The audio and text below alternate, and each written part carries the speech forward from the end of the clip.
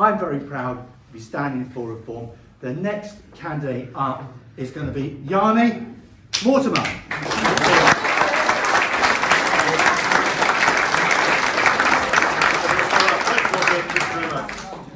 Yes, my name's Gaine Mortimer. It's a Greek name actually, John in English. My mother's Greek and my dad's Scottish. So good combination. So yeah, I'm born and bred in Carbis Bay near St Ives. I've been this. Oh, let me just think. I was for a friend of mine. I was said stop moaning about it and try and do something about it. So I thought, yeah, I will. So I sort of applied for this post in September last year, just before I went to Greece. And I heard, I think I spoke to a chap called Lee Bunker in Plymouth. And he said, I think that vacancy's filled, but he's not very active. And that was it basically. So I left it for a while, and then I saw that Roger was in Hale on Facebook. So I thought I'll pop down, offer him services. So I went down, I saw Roger, I explained the situation. I said I am a member, and I told him what's happening basically, that I did apply for the post. So he said, I think, don't take it as gospel, I think he's might be stepping down. That's right, Roger, isn't it? Yes. Thank you, Roger. Thank you. And so he said, I'll keep you in the loop. Sorry. So we kept in contact, and I think it was about 3 months ago or something like that. I think he said to me that I think he has given up, and I think I went on to you, Rob. I think something like yes. So basically, I went through all the background checks I had to do on you, blah blah blah, and then I was offered an interview via Zoom. So I did the meeting. I thought it went fairly well. I thought I got a few questions wrong. I thought in my mind, I thought, oh God. They said, we'll let you know in about 3 weeks' time. So 10 days later, they sent me an email, said, we're offering you the post for St Ives, or the post on the candidates list, sorry. Then obviously, after that, then 2 days later, he called the general election. So here I am. This is the short amount of time I've got to do. Go Yanni. And then I've got the leaflets going. With great help from Roger and Roland and Roger and Rob. Sorry. And I've got to say, about 3-4 weeks ago, I nearly felt like packing it all in, because it was getting into me. I was getting bombarded. This interview, that interview. This has got to be done by so and so time.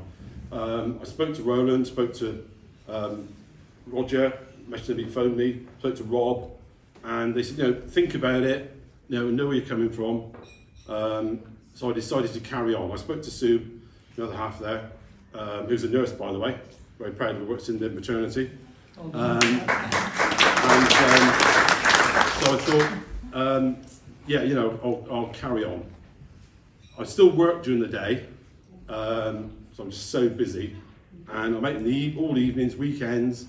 I'm actually not working that a lot now because Mark, who does all my things on Facebook, is every day my phone's going bing, bing, bing, bing, and I'm telling him I'm working, I'm trying to work. But anyway, so that's by the by, thanks to him. We put a lot of stuff on Facebook. There's so many people helping us, delivering leaflets, all around. We were in Helston last night, which has got a large amount of naval personnel living there. It's just a vast place.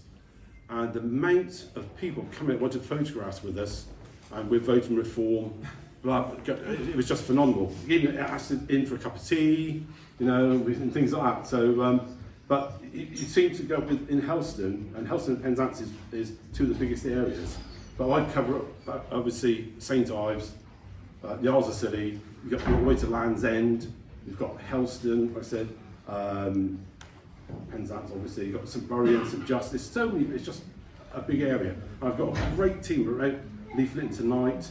And just to give you an example, last night we were in Helston, like I said, and one of the main candidate for the Dems was out with some of his team.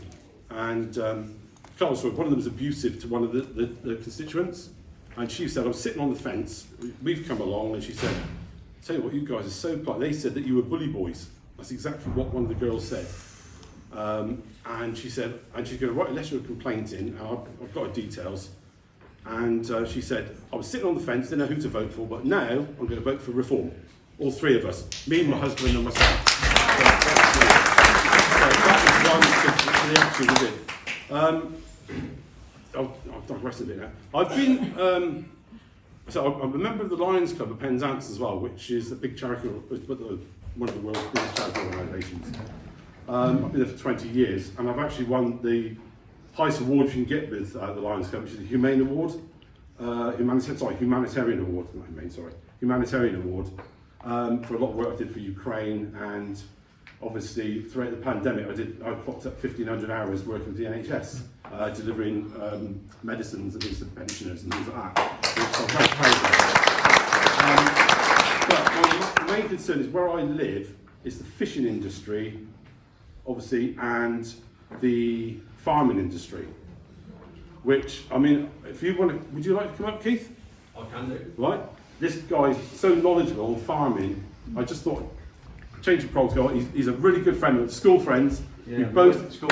both We have a bond, yeah, I'm the other one. So, this is Keith Andrews, a really good friend of mine. Yeah. Tell them what you told me, Keith. Because you're Pleased to meet you all. Basically, I'm linked to farming big time with all my mates. I'm actually a game farmer.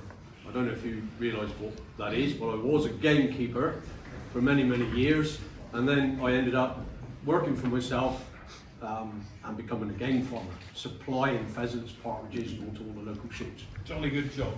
We then, well, yeah, not for a minute, because we are being hit constantly around the back door. All right, farming is going down our way. I'm not from up here, so I don't see how it goes up here, but we are being hit really badly. If half of you people knew what was going on in the farming industry, knew where you was getting your products from, you would need it no more. Simple as that. British farmers, best farmers in the world, we follow every rule and regulation there is to supply you with the best products we can. We're governed or ruled by Tesco's, Sainsbury's, puts quotas on us that we can't cut broccoli today because they only want 18 crates. So we stand by and watch a broccoli field grow. When years ago we used to cut that broccoli, we used to give it you in 12s right up through to 2s. 2 would end up being a big broccoli like that. We cut the whole field because if somebody had a big family, you would take a big broccoli. If somebody had a small family, you would take a small one. Today in the supermarkets, I'm afraid, we get a metal ring like that supplied to us, which is attached to the back of for the guys to sort out. Now we cut that many broccoli, we know what we're looking at, so we cut them and leave the rest behind. Plough them in, because they don't want them, okay? When they're in the back there, if they decide it doesn't go through the ring, it gets slung out the back. And when we finish, we plough all this food in. Okay? All right? The next thing I'm going to tell you is unreal, because now we've been offered £2,500 to join a scheme for 3 years, and we don't supply you any food. Now listen to that. We're going to go hungry. I am going to plough a field. I'm going to put spring barley in. I'm going to get £440 off the government per acre, okay? That when it comes to crop size, leave it rot in the ground. So I don't get no straw for the cattle. You don't get nothing for your bread, for everything we make, okay? But I can also plant bee mix, which is for birds and bees. I can plant wild bird seed, which is for wild birds. I can also be paid to buy a ton of wild bird seed like anybody puts in their garden for the birds and drool it out on the ground once a week. I can get paid for that. Now my accountant says do it, because in doing that I've not got to buy fertiliser, which since the Ukraine war it's gone from £250 an acre to to £1,000 a tonne. So in order to fertilise your food, I've got to buy fertiliser at £1,000 a tonne. It's come down a little bit in sometimes and it goes up a little bit. But that's basically where we are. So I've now got a crop that I don't have to spray. I don't have to send nobody out there with a tractor. I don't have to fertilise it. But I can just leave it in the ground and let it roll. And pick up my £440 an acre and go all over it again. And the government is giving me £2,500 for the next 3 years to do that. Wow. And I'm not the only one. Yeah, why? Now I'm going to tell you the other side. This is dairy. They come in our land. Right, I'm not going to mention my mate's name, but that's a 500-acre farm. Okay, they've walked in on his land where he's had dairy for 75 years. His family owns it. They don't owe nobody nothing. They've come in the back door and told Mark that your ground is now needed for SSI ground.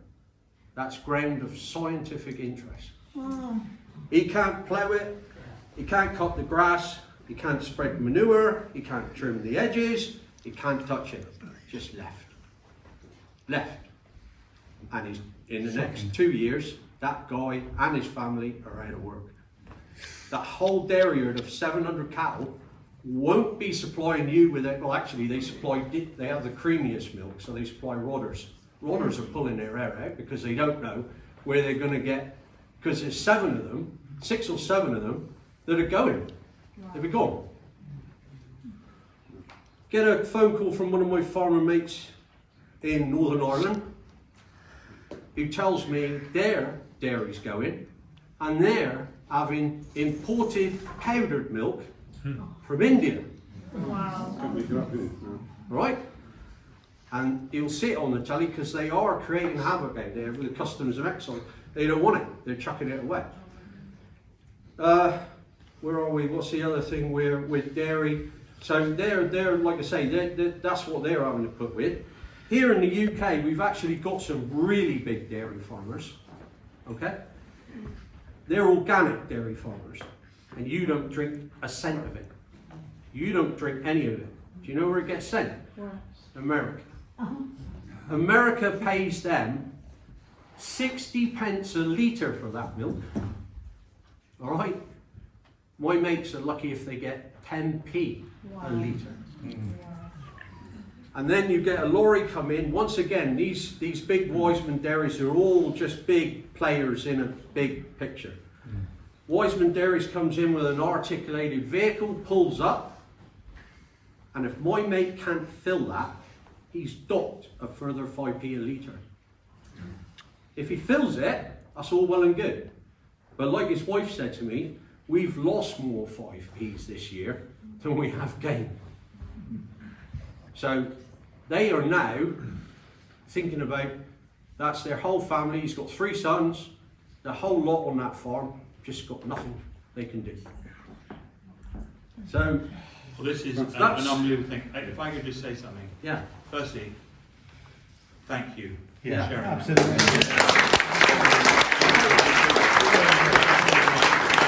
My assistant has filmed this, and I promise you, Yeah. Nigel is going to watch That's okay. what you just said. We said that. We Right, One so more he is going to thing. see that. Yeah. One more thing, I'm what they call a Gaine farmer, okay? So I had DEFRA with me yesterday, and this is another way, because obviously if you're within like what I do, and I've been a shooting man all my life, right from a young lad, right up through my granddad, everybody, all into the countryside. Mark and me were brought up in the same place, and I really think that they're destroying the countryside because they're pushing it with an idiot that stands in front of me that don't even know what a difference is between a curlew chick and a wood pigeon chick. Yeah. Yeah. They're idiots. I don't know where they come from. I've got to say it. I don't know where they come from. Today, or yesterday, sorry, I stood there to be told that as from this season, when I come to release poults onto shoots, I can no longer release a bird within 500 metres of ground of scientific interest, SSI ground. So I can't release my birds there. I've just lost 3 major shoots because a lot of their ground has been taken and a lot of ground are sitting near scientific interest. Madness. And they've had the people out behind this and they've stood them there and they said, well, there's my pheasant pen, there's your ground of scientific interest, Keith's going to come with our birds, what do you suggest? Now these are people that know, right? Can I ask Put a you fence question up. about the dairy, please? Well, just let him finish. It's a good story. This Put a I heard fence as well. up. He said, what? He said, just put a fence up, stop them going down on the SSI ground. He said, you do realise, he said, that these birds do fly.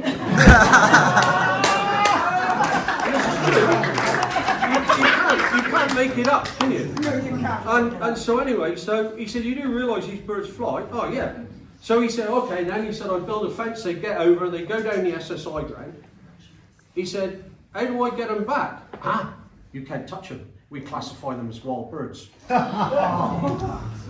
So, You see, you can't I make just up want, you what's can't happening. make it up. What I can tell you is Nigel is a shooting man. Yeah, I know he is, He yeah. loves the countryside. Yeah.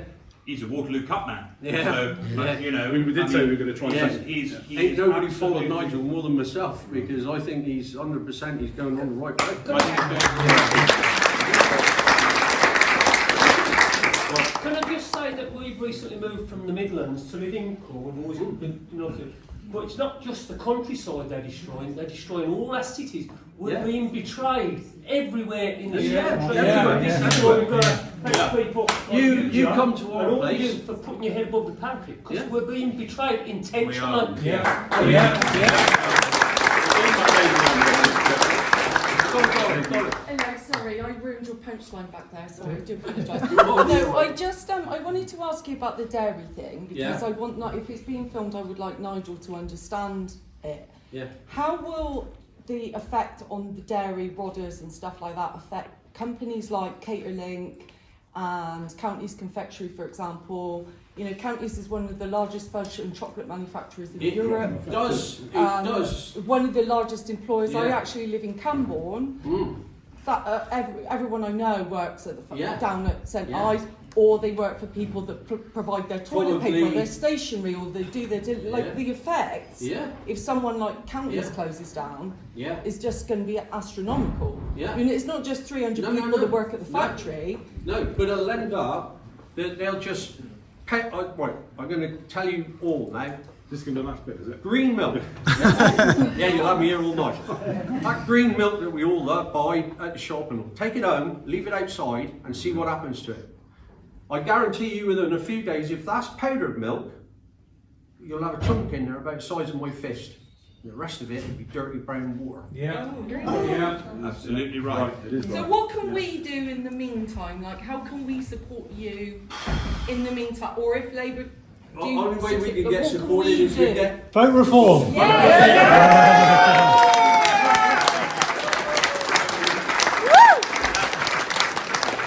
That's the only way. Well, we will, but if the worst happens, Yeah. what do we? How do we personally, I individually? really Where don't do we know. buy from? How do we help you? You won't be able to. How do we put money in your pockets to keep you going and not give our money to Tesco? You haven't got to put money in a pocket. All we got to do is be allowed to do our job. We should be self-sufficient, especially where we are in Cornwall. Yeah. With you're rich in Yeah. farmland, we should be self-sufficient. But we we're should be losing importing. it. Campbell's changed in we like should not 4 be years. importing Yeah. fruit and veg and all from abroad, and Yeah. we should be self-sufficient. They're doing that on purpose.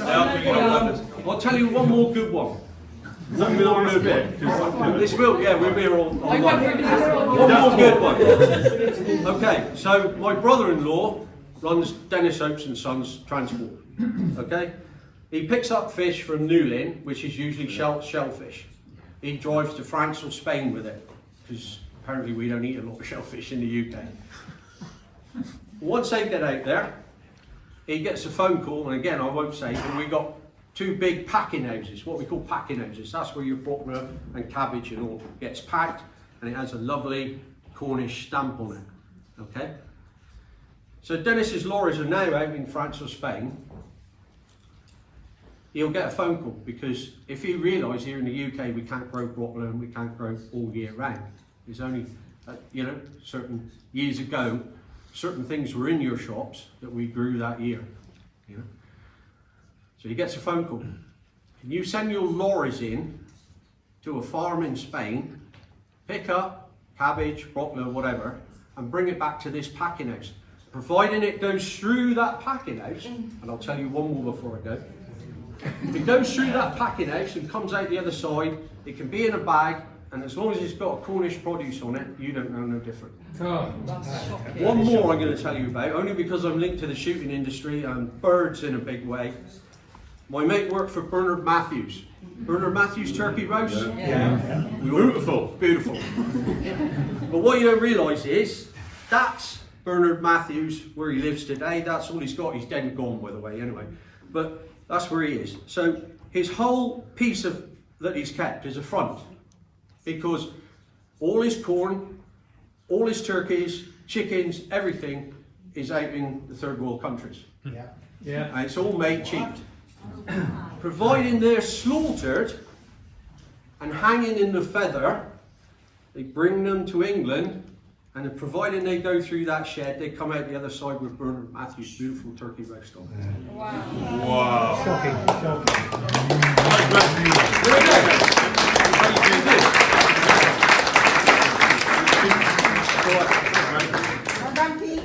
Okay. Thank you. Right. I'll end up now, but just say thanks to Keith. I couldn't remember it all, so I thought get Keith here, he can explain it better.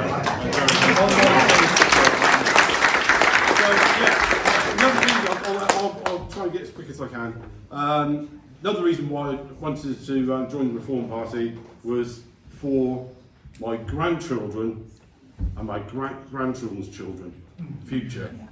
Because I am really passionate as well about where I live and the country and all the people in it. And my son is a police officer in Penzance. That's all he's ever wanted to do in his life. And to be spat at, somebody with blood on his face, spat in his face, to be told like what you're going to effing do about it, no respect whatsoever. Not like when we were at school. I was getting like a blackboard throwing it in the back of the head. Yeah. But this is what I'm trying to say, that and my daughter's a school teacher, and when they have to buy pencils and books for the kids out of their own money because they're underfunded, there's something seriously wrong somewhere. Yeah, absolutely. 100%. Yeah. And that's what the teachers are doing. They're actually spending their own money. Do you think they're underfunded or overrun? Because Bit of both. the I should say it's probably a population bit of has both. exploded It is, in Cornwall. it is. We haven't got enough spaces. Teachers are saying the same thing, Yeah. but nobody's Yeah. joining the dots because No. obviously they're all Labour voters Yeah. and they wouldn't want to say a bad Yeah. word about Yeah. it. You know But what it's- to do then? Don't vote Labour. Yeah. Wow. But, you know, I just feel, I'll end now because I'll just carry on.